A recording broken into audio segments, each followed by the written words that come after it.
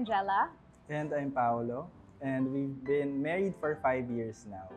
Yes, but together 11 years together. Yes. So we had common friends, but actually he messaged me on Facebook. Shout out to Facebook. Shout out Facebook.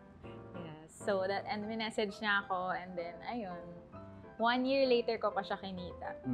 After So the 1 year message. pa kaming nag-chat before meeting in person. Yes. I had to be sure. Girls, you have to play hard to get, girls.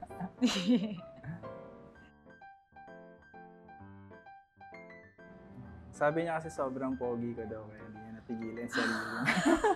Hindi, actually, siguro I think we both had the same interests.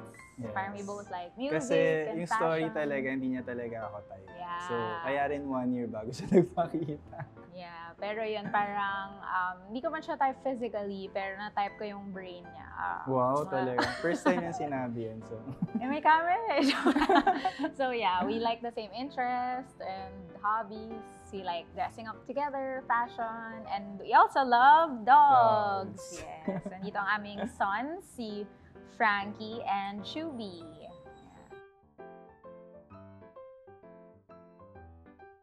So, si Frankie kasi, it was lockdown noong time na yun and bored na kami sa house and we've always wanted to have a dog. And then yung friend namin nag-post that they were selling Dachshunds and si Frankie talaga yung nagustuhan namin out of all of the dogs na available. Yeah, siya yung first child namin. Yeah. So, yan.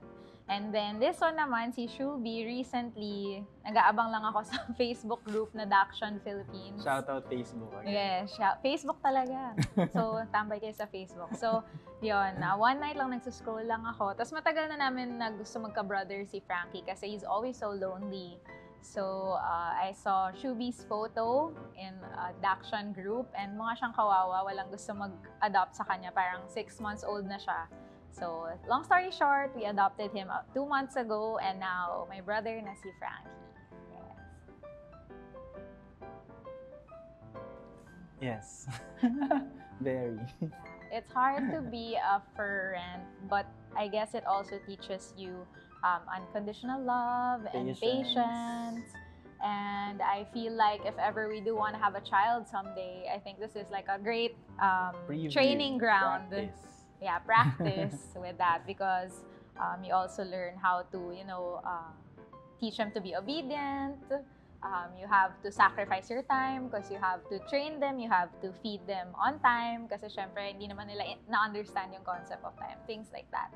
What do you think? And sacrificing physical objects that you love. Yeah. Kasi mahilig yan mangsira ng objects sa house. Yes. So it's hard but it's fulfilling. Yes.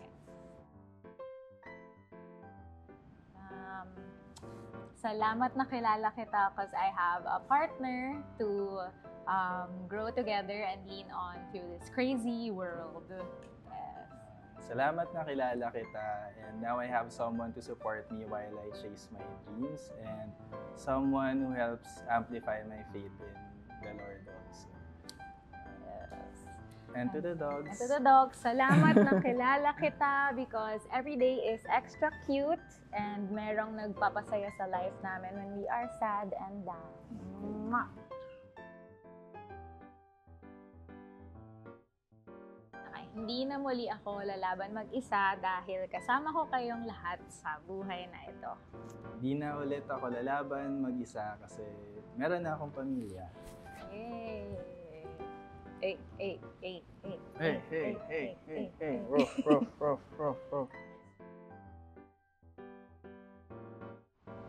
Habang buhay, pangako, mamahalin kita ng tulad ng ng love ni God. Yes. Habang buhay, pangako, mamahalin ko kayo ng tulad ng parang tuta pa rin kayo.